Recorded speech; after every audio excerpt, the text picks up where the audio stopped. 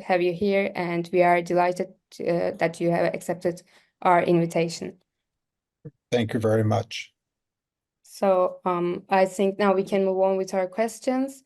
I will go first and then give the floor to others for their questions. But again, anyone who wants to speak, it would be best if you can write on chat so that I don't overlook any of you. So my first question is, it is stated on the website that the Weissman lab is working to deploy mRNA technology as an accessible gene therapy for sickle cell anemia. And this year, actually a couple of months ago, FDA approved Casgevy for the disease's treatment. And what I would like to know is, from your perspective, what do you think are the advantages of mRNA over CRISPR, and why do you chose to work with mRNA?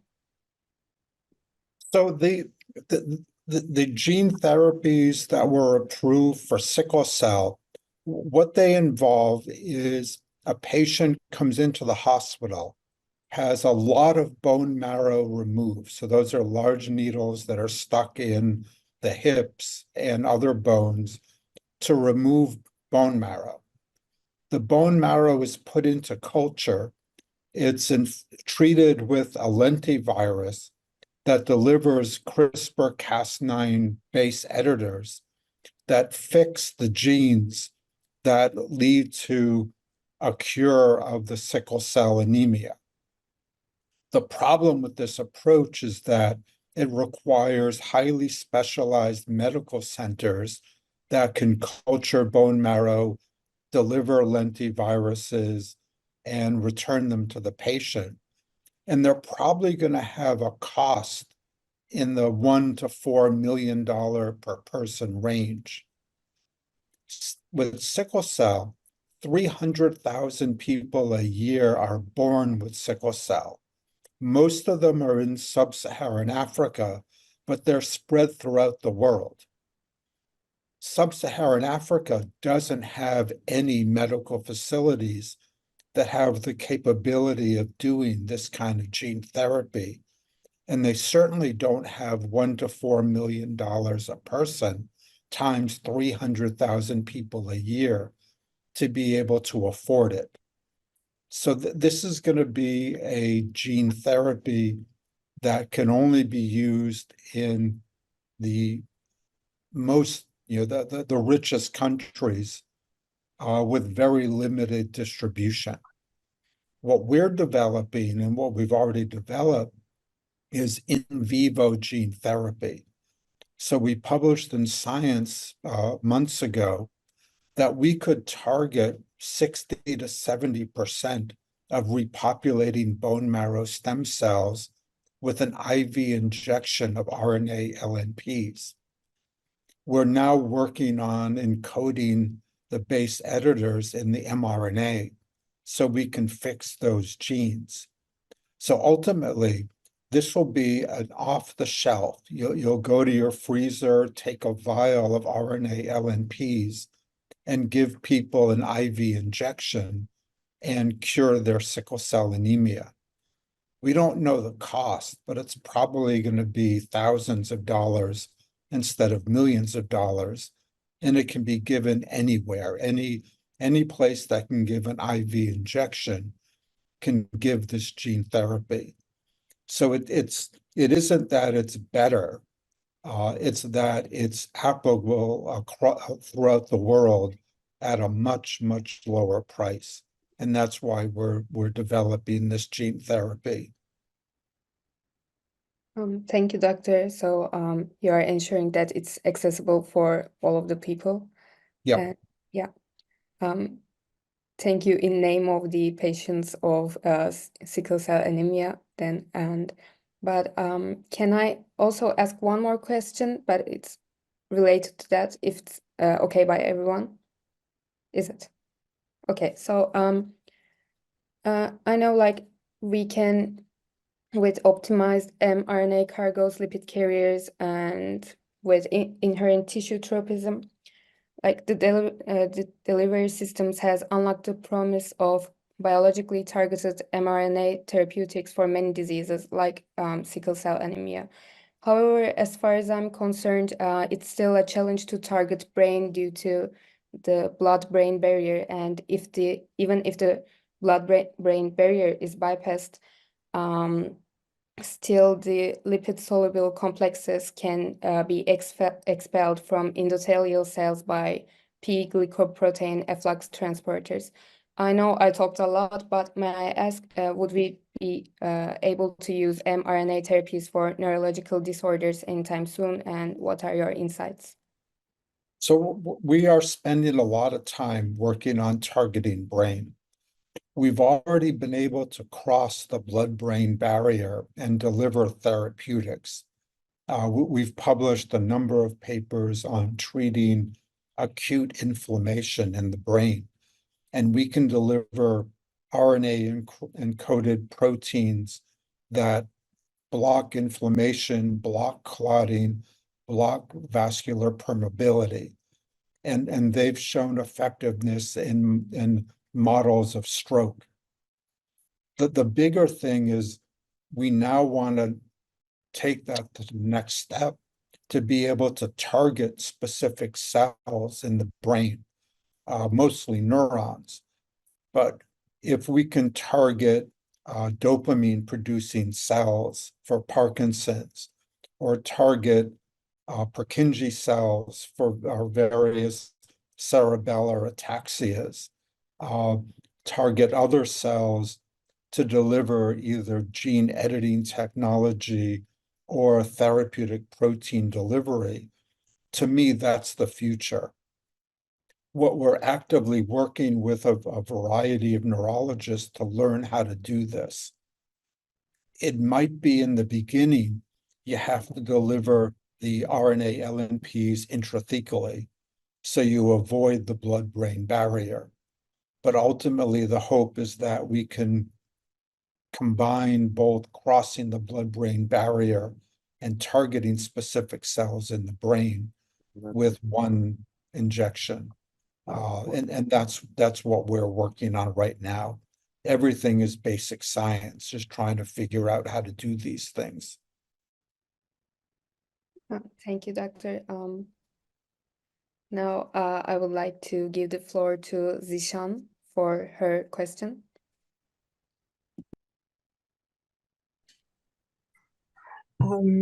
Hi, Doctor. First of all, I'm very grateful for your presence here, and it's a great honor for me to have this conversation with you. I'm Zishan, a first-year medical faculty student. My question is simply about using purified IVT mRNA for treatment of autoimmune diseases.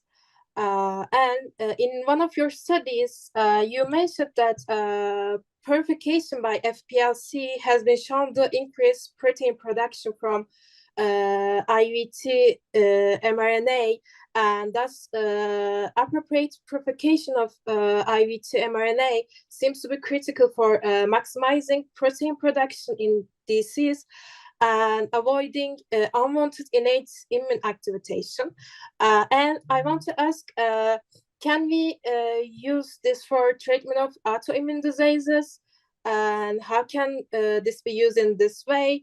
And which autoimmune diseases can we combat or completely eliminate with it? No, it's a great question. So the purification, and there are many different ways to purify. The first was FPLC. BioNTech developed cellulose liquid chromatography. We and others have developed a variety of liquid chromatography and other methods. The issue, the choice there is what's scalable for GMP production. They all work well. So the important part is purifying away the contaminants. And the reason that is twofold. One is that it gets rid of innate immune activation, and that's critical. The other is that it increases the amount of protein produced, which is also critical because it lowers the dose. For autoimmune diseases, the trick is that LNPs that are used in the COVID-19 vaccines and other vaccines have adjuvant activity. So they stimulate the immune response, and that's why you get such strong antibody and T cell responses. If you can make a delivery system that has Почему no, у тебя ник? so have a delivery system with no adjuvant activity, that induces regulatory T cells that turn off the immune response. So Ugur Sahin has already shown this system for the multiple sclerosis mouse model system, that using purified pseudouridine modified mRNA plus a delivery system with no adjuvant activity, when given to the MS mice, reduce their symptoms. We're doing similar things with different carrier systems for a few different autoimmune diseases. Now, the choice of autoimmune disease, you have to know what the antigens are in the autoimmune disease. So for lupus, there are so many antigens, we'll never be able to use this approach. We don't know many of the antigens in lupus. But for type 1 diabetes, for rheumatoid arthritis, for thyroiditis, for peanut allergies, dust mite allergies, for celiac disease, diseases where we know the allergens, we can make vaccines that turn off the autoimmune responses. And that's the work that we're doing right now. We've got a big interest in type 1 diabetes and celiac disease. So those are the most advanced studies.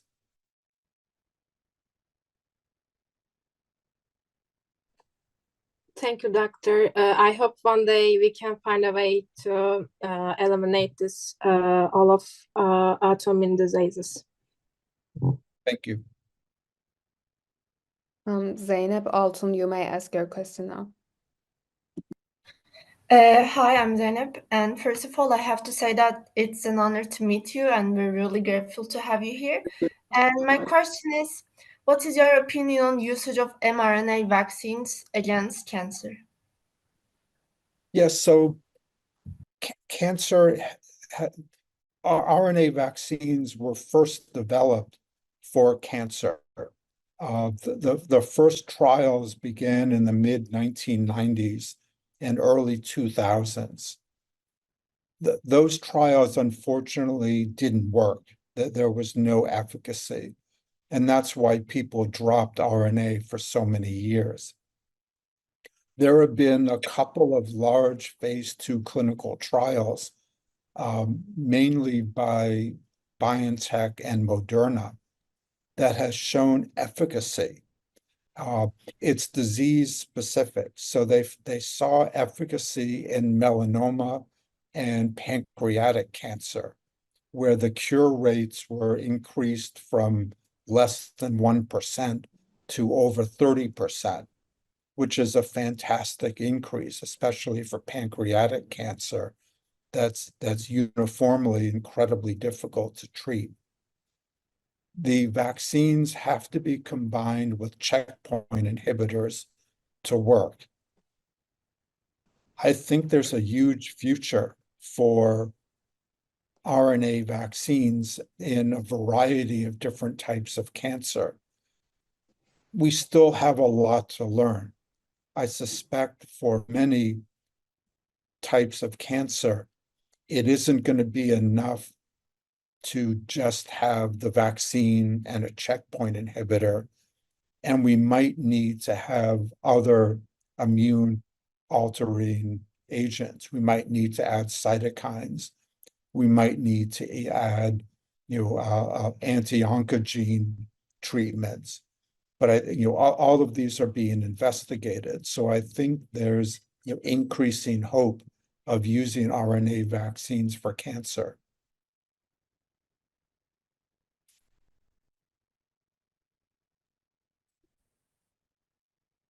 Thank you, doctor, for your answer. Oğuz Alp, you may go now. Hi, sir. Thank you for being here and answering our questions. What I'm going to ask is, it's not going to be an academic question, rather than a softball question. How do we adjust ourselves into innovatively thinking? I mean, how can we make ourselves think outside the box? This is what I'm going to ask you as a advanced scholar, as like you. Yeah, it's an interesting question. I don't know how you make people think outside the box. I suspect for a lot of people that that's just not something that their brain is wired to do.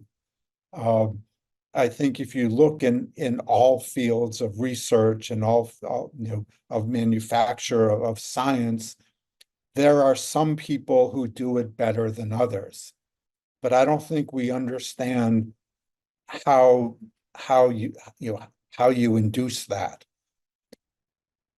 For me, what's always been important is you have to have a very good foundation of the science, and that helps you think outside the box.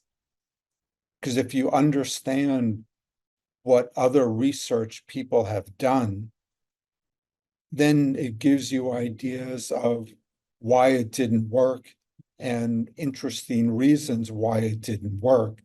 And that's what you test. And that's considered thinking outside the box, because their research failed, but because you understand why it failed, it allows you to understand how to make it work. All right, thank you. Thank you for your financing. I think Emine Nur Demirtaş wants to ask a question.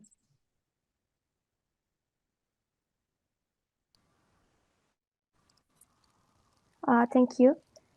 Firstly, Professor Dr. Weissman, thank you for joining us today, because this type of interactions are very valuable for us. My question is, in 2015, Professor Dr. Aziz Sancar said in Noble Minds, "I wish I discovered the CRISPR. I would give my everything for that." And I'm asking to you today, do you have any wish like that, or which studies in your field excite you right now? Thank you.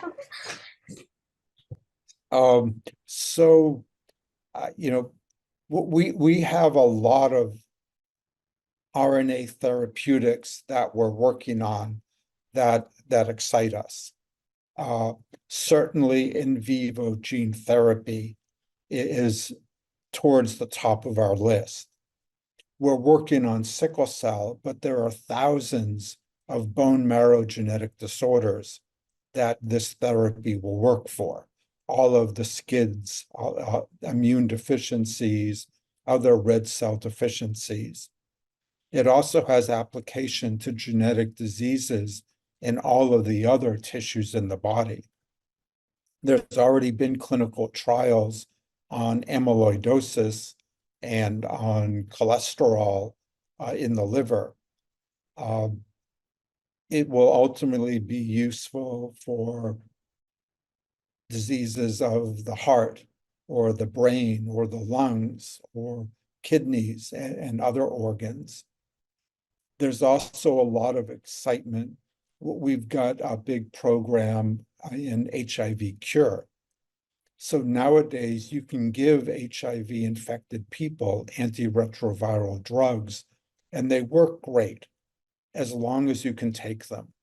But only about half of the people can take them in a way that cures their disease or suppresses the virus. The other half of people, either from adverse events, side effects from the drugs, or they're just not capable of taking a drug every day, don't benefit. So what we're trying to do is develop a cure using RNA LNPs that will inactivate the latently infected virus in people in infected people's bodies and cure them of the disease so they don't have to take any drugs and can live a normal life. We have programs developing vaccines for many different infectious diseases, including very difficult ones like HIV, hepatitis C, tuberculosis, malaria, and others. We've got programs I already talked about in autoimmune diseases and food allergies and environmental allergies. We keep coming up with new ideas, and our collaborators come up with new ideas. We've got collaborators who are making RNA vaccines for animals, both for pets and for food stock. The potential is really enormous of what RNA LNP technology will be able to do. Thank you for your answer. Having mentioned the autoimmune diseases, I think Betül Bera Yılmaz had a question related to that. If she wants to ask it now, she may go on. Thank you so much. Welcome, Doctor. Thank you for joining us today. And my question is, in one of the papers, it's mentioned that mRNA vaccines are perceived as innate immunity component. And I wonder if these vaccines can trigger the disease of people with a silent autoimmune disease. Yeah, I mean, so those papers, what we were talking about is current RNA vaccines at the time, which were unmodified and unpurified, and they worked by stimulating the innate immune system. The RNA vaccines that we developed, that Katie and I developed, and that BioNTech and Moderna and others have improved on, the RNA doesn't activate the innate immune system. The LNPs do. The LNPs are an adjuvant. We haven't seen a correlation between induction of new autoimmune diseases. We don't see that with other vaccines as well. And all vaccines do the same thing. They stimulate the innate immune system and stimulate the acquired immune system to make a response. So I do have to induce an autoimmune disease.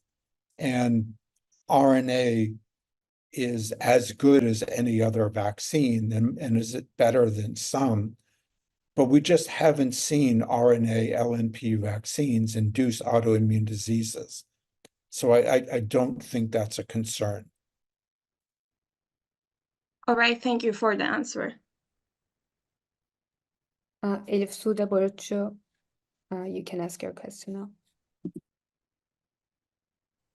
now. Hi, Doctor. I'm glad for your presence. My question will be, when considering the concerns and associations with the risk of myocarditis, what are your thoughts on the feature of the mRNA vaccines?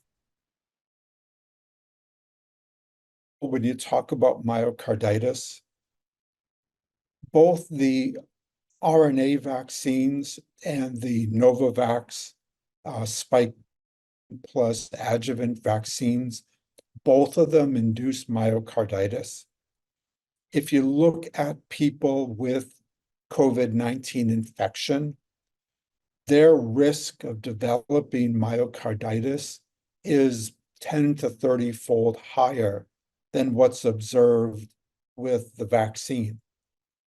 So we don't know yet whether the myocarditis is due to the RNA or due to the antigen, because you see it with protein antigen as well. If it's due to the RNA, it's a risk. We see myocarditis in a couple per 100,000 vaccinations. We only see it in adolescent men. So it raises a lot of interesting questions of what the what the mechanism of its induction is. And these are going to be important studies. Ideally, we'll be able to find a biomarker that correlates with the risk of developing myocarditis. And that can be used to sort out people who are at the highest risk. It's a very mild myocarditis that's observed in young men. They're often treated with anti-inflammatories for a couple of days, and it goes away. It doesn't lead to dilation. It doesn't lead to severe disease. So it's a very mild adverse event.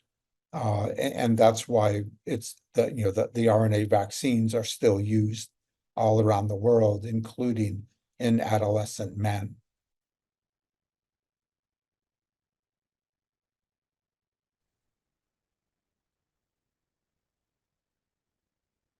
Thank you, Doctor.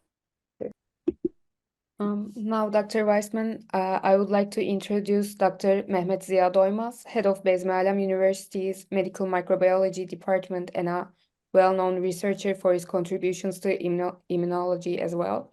And I must say, we are rejoiced that he has also accepted our invitation to attend the meeting. And also previously we did a COVID-19 event with him. So, Thank you. Thanks, Dina.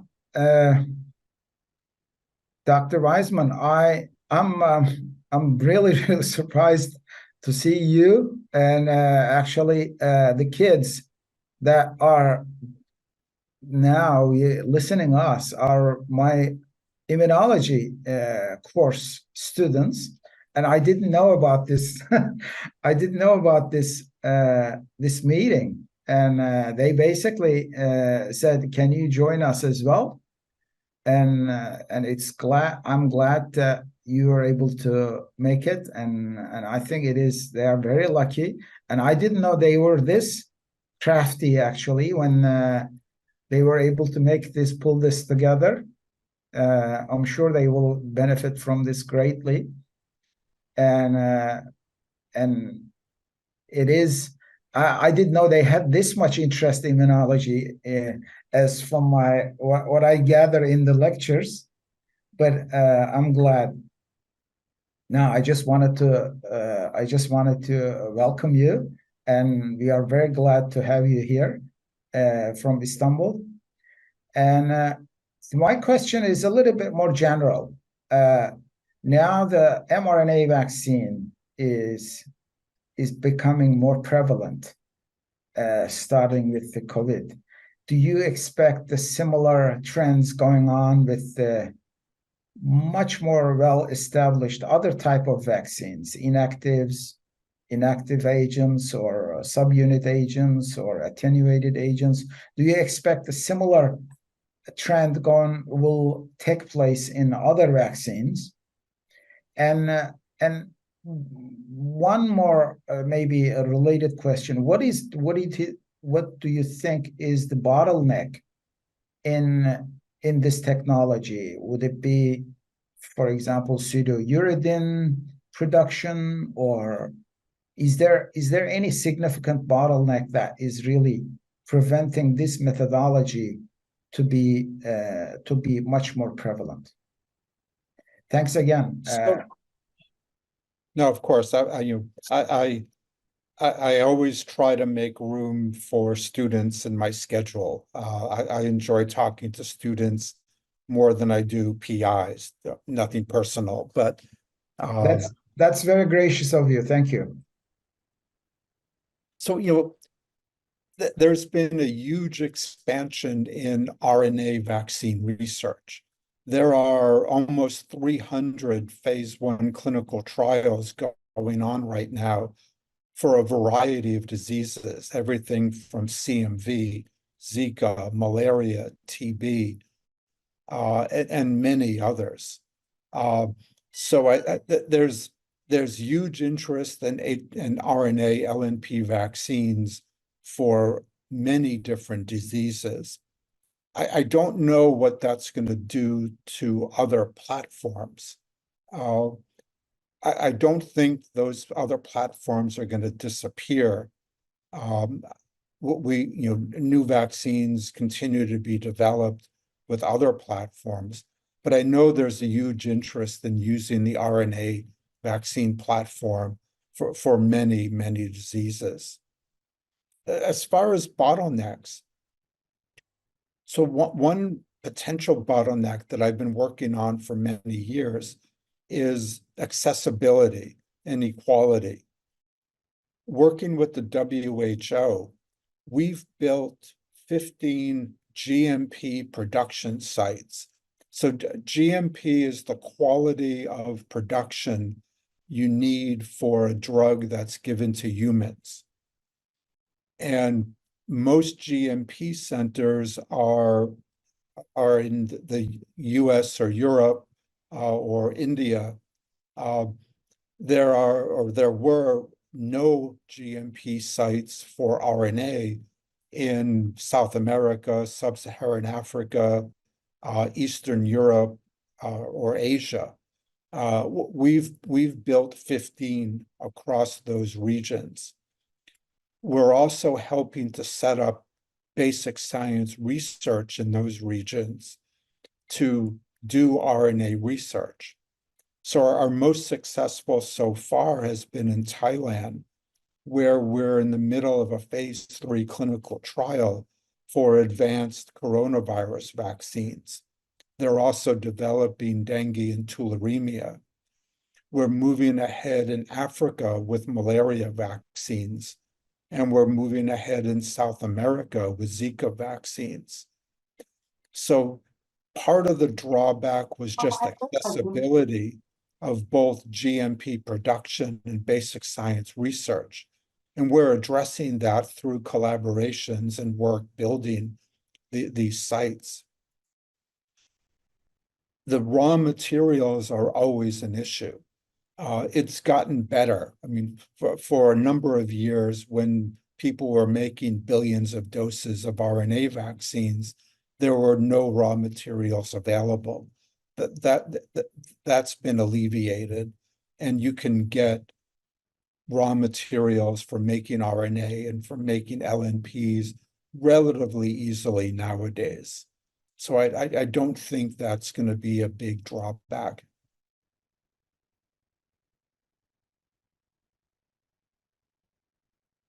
Thanks. Thank you.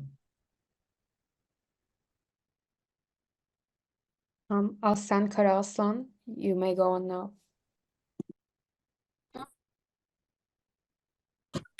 Firstly, thank you for joining us. My question is, what do you think about the future of mRNA-based treatments?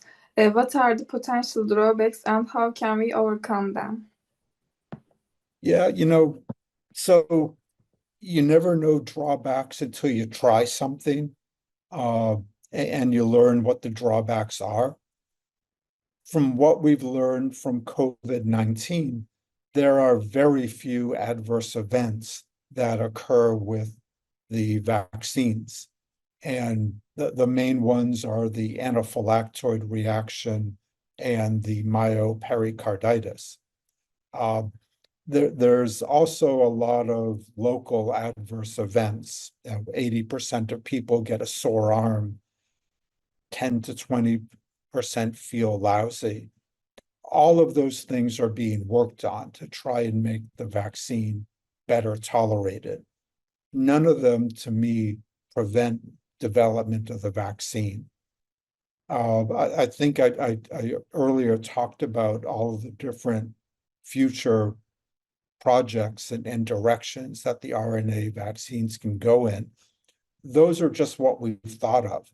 I'm sure there are thousands of diseases that we haven't even thought about applying RNA to, that smarter people than I are going to figure out and develop in the future. And hopefully you guys will be some of those people. We don't know what the limitations are going to be. We just have to keep doing the research and we'll find out. Thank you. Ebru Keskin Kılıç, you can go on now. Hello, Weissman. Thank you for your being here, actually. Well, can you hear me? It's a little hard. I'm sorry about that. I studied before sociology because now I am going to ask something about society and working. What do you think about anti-vaccination movement and how can we fight with that? Yeah, it's a great question, and it's a huge problem in our world. In the old days, when I did vaccine research, there were anti-vaccine people. They were mostly, we described them as kind of crazy California hippies who didn't believe in any medicines. But they were very small in number. They were loud, but they were small. The problem in the United States is the anti-vaxxers now include many conservative thinking people. We're having measles outbreaks in our colleges. Polio has reappeared in the United States because people are not vaccinating their kids anymore or themselves. So it's become a huge problem. We started an RNA Institute at Penn, and we have a big group who is studying vaccine hesitancy and misinformation, trying to learn what messages can be used to help address hesitancy and misinformation. I think the only way to address this is to attack it directly, to learn why people are hesitant. And what we know is that each group of people, and they're not all the same, are hesitant for different reasons. So you have to have a different message for each, and you have to figure out what messages work. We're doing that right now. It's a worldwide problem. Some countries are worse than others. Spain has 95% of their people vaccinated. Germany, Russia, and a few others had very poor vaccination rates. So it's something that the world is going to have to address, and we just have to learn how to attack this problem. Thank you so much for your answer. Can I ask you another question? No, please, because there are a lot of people that haven't asked yet, and I think if we have time, you can ask again, but not right now. Okay, thank you. Okay, so Zehra, can you ask your question now? Dear doctor, thank you for being with us. My question is, what do you attribute to the fact that necrotic cells activate dendritic cells but not apoptotic cells? Could this have something to do with inflammation? Well, I'm not sure I understand what you're asking. The fact that necrotic cells activate the dendritic cells but not apoptotic cells. It is. Oh, okay. Could this have something to do with inflammation? Yeah, I mean, so cells have different ways of dying. As we develop from the time we're starting from an egg, apoptosis is a huge part of development, and our bodies, our immune systems, our cellular systems don't recognize apoptotic cells for immune stimulation. And that's necessary because huge amounts of our immune systems, our brains, of every organ, as they develop, many cells apoptose. So our body naturally ignores those cells. That's a natural form of death that doesn't trigger inflammation. Inflammatory death caused by everything from autoimmune diseases to viruses to cancer to trauma, that's recognized as foreign. The body sees that as abnormal death, and it has to respond to it to fight either whatever disease is causing that death. So the different forms of cellular death are recognized differently to allow the body to survive. If we responded to apoptosis, we would never develop, because the minute our heart started to apoptose, we had an attack against the heart, the fetus would die. But if a young child gets a myocardial attacking virus, then you want the immune system to respond. So there it's just the body has figured out how to respond to different types of cellular death. Thank you. Thank you for your answer. Can Jindoruk, you may go now. Hi, Mr. Weissman. Thank you very much for your participation. My father is a gastroenterologist, and he has a question for you about chronic pancreatitis. Can we use gene therapy to treat chronic pancreatitis due to hypertriglyceridemia? So in theory, we can use RNA LNP therapy for any genetic disease. The important first step is targeting, is getting the RNA LNPs to the right cells.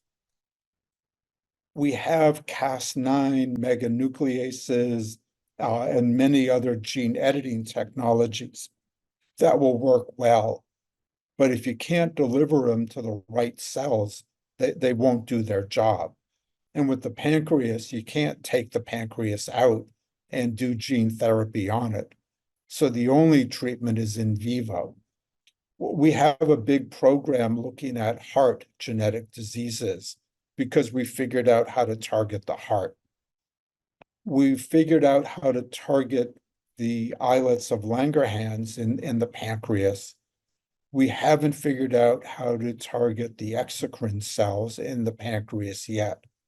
Once we can do that, we'll be able to address genetic diseases in the pancreas. Thank you very much for your answer. Now I think Durugül İnan can ask her question.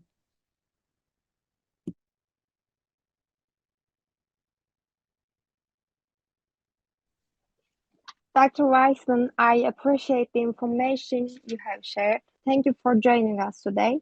So can you share a moment of failure in your career and what you learned from it? Can you say that again? Can you share a moment of failure in your career and what you learned from it? Oh, so as a basic science researcher, it isn't a moment of failure. It's an entire career of failures. The most important thing in my mind is learning when an experiment doesn't work. So most of basic science research is doing experiments and not getting the results you expected. Some people just throw them away and say, it didn't work. What I've always done is try to understand why it didn't work. And the issue there is that in research, you make a hypothesis, and then you design experiments that test your hypothesis. But what you have to understand is that more often than not, your hypothesis is wrong. So the trick is going to be, if the experiments don't work, figure out why they didn't work. And maybe that'll direct you to a better hypothesis that you can then test. So basic science research is a string of failures. And the important thing is to learn why the experiment didn't work so you can improve your hypothesis and make better experiments.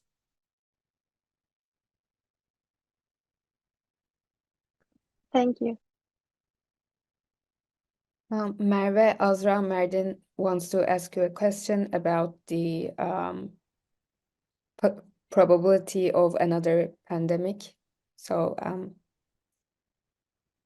you can go on, Merve. Thank you. It's an honor to meet you.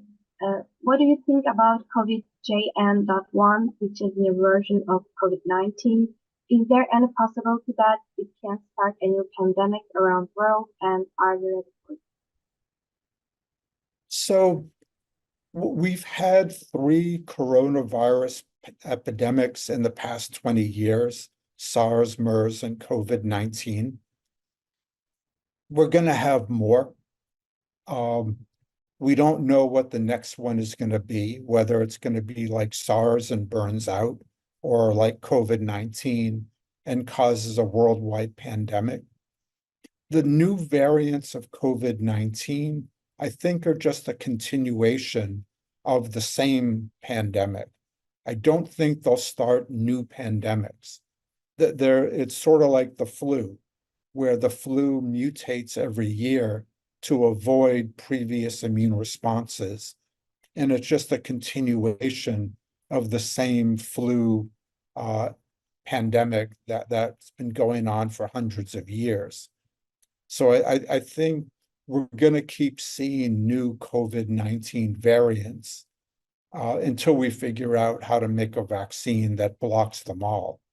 I don't think it's going to be a new pandemic. I think what'll happen is it will replace the previous XBB or other variants that are around. It'll get replaced by a new variant in 6 or 9 months, as a guess. But we're going to keep seeing new variants of COVID-19 appear. But I wouldn't say that's a new pandemic. It's just a continuation of the current pandemic. Thanks a lot. Unfortunately, we are running out of time. So first of all, I would like to say, if you ever happen to pass by Turkey, Dr. Weissman, we would be more than delighted to have you here and welcome you, especially in Istanbul, because we are based in Istanbul. And last but not least, I would like to invite Zehra Özçelebi, our president, to give her closing speech and a little present. Thank you, Dina. It was our utmost pleasure having you here, Dr. Weissman.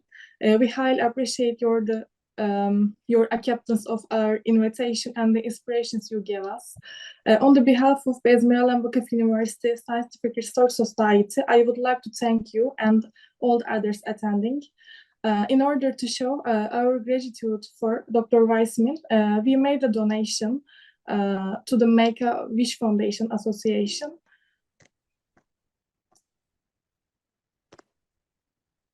You can see it here. Thank you for all the attending people. I wish a good night for all. See you later in other meetings.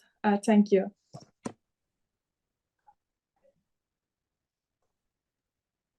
Thank you again, Dr. Weissman. I hope that it was a great event for you too.